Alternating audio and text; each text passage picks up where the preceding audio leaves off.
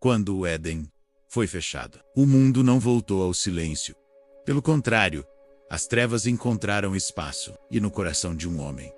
A primeira sombra nasceu. Hoje, no universo bíblico, você vai testemunhar o primeiro assassinato da história. 2 ofertas, 2 irmãos, e uma decisão que mudou o destino da humanidade. O Éden ficou para trás. Aquele jardim sagrado, aquela luz, aquela proximidade com Deus. Tudo agora era apenas memória. Adão e Eva caminham por um mundo diferente.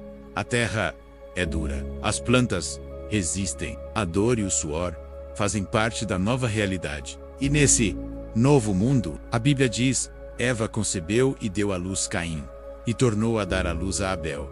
2 crianças nascem em um mundo marcado pela dor, mas também pela promessa. Eva olha para Caim e diz, alcancei um homem com o auxílio do Senhor. Seu nome, Caim, significa possessão, aquisição. Eva acreditava que ele seria grande. Talvez até o descendente prometido que Deus havia mencionado lá no Éden. Aquele que esmagaria a cabeça da serpente. A esperança dela estava toda depositada nele. Mas sobre Abel, pouco é dito. Seu nome significa sopro, vapor, algo breve, passageiro. O contraste entre os 2 irmãos já se formava desde o berço. Na própria expectativa de seus pais, os anos passaram. Caim se torna lavrador. Ele trabalha a terra com as mãos, mas também com o peso da maldição que Deus lançou sobre ela. Cada colheita é uma luta, um lembrete constante da queda de seus pais. Já Abel se torna pastor de ovelhas. O campo é sua casa, o silêncio é seu refúgio. E Deus é sua companhia constante. Enquanto cuida de seu rebanho, ele observa os céus, as estrelas, a natureza. Os 2 irmãos crescem, mas seus mundos são completamente diferentes. Caim olha para baixo, para o solo duro que ele precisa conquistar. Abel olha para cima, para o Deus que criou todas as coisas. E então chega o dia que mudaria tudo para sempre. Os irmãos decidem levar ofertas a Deus. Um ato de adoração, de reconhecimento. Caim, como lavrador, leva do fruto da terra. Era o resultado do seu trabalho, do seu suor. Mas a Bíblia não diz que foi o melhor. Foi apenas algo, uma oferta que cumpria um protocolo, mas que talvez não carregasse a essência da gratidão. Abel, por sua vez, leva a oferta que mudaria a história. Trouxe dos primogênitos de suas ovelhas e da sua gordura. O que isso significa? Ele não pegou qualquer ovelha. Ele pegou as primeiras, as melhores. A gordura era considerada a parte mais nobre do sacrifício. Abel deu o melhor do melhor. O primeiro, o mais valioso. Sua oferta não era apenas um produto.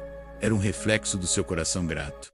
E a resposta divina vem de forma clara e direta. A Bíblia diz, e atentou o Senhor para Abel e sua oferta, mas para Caim e sua oferta não atentou. O silêncio do céu cai sobre Caim como um peso insuportável. A rejeição dói. A comparação machuca. O orgulho queima por dentro.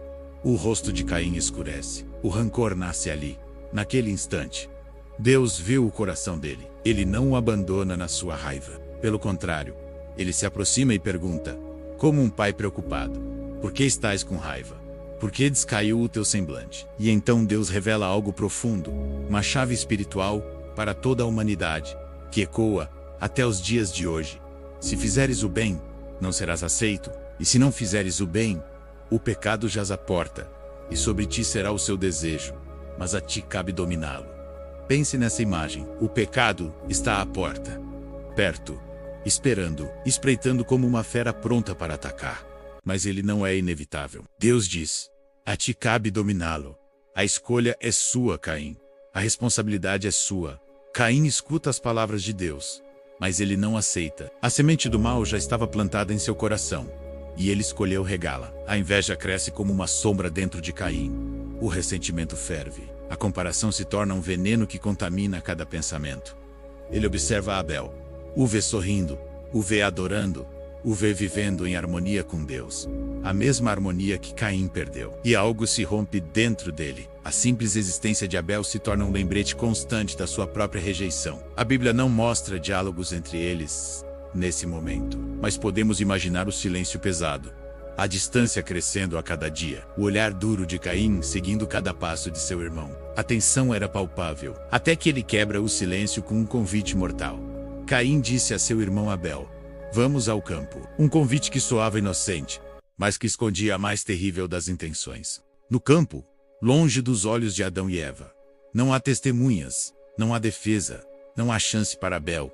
No campo, o lugar onde Abel sempre encontrou paz, onde ele cuidava de suas ovelhas e conversava com Deus. A tragédia acontece. A Bíblia é direta, fria e brutal na sua descrição. E aconteceu que, estando eles no campo, se levantou Caim contra seu irmão Abel e o matou. Foi rápido, foi brutal, foi inesperado. O primeiro sangue humano toca a terra. E a terra chora. A criação inteira geme com aquele ato. O sangue de um homem justo clama a Deus. Clama por justiça.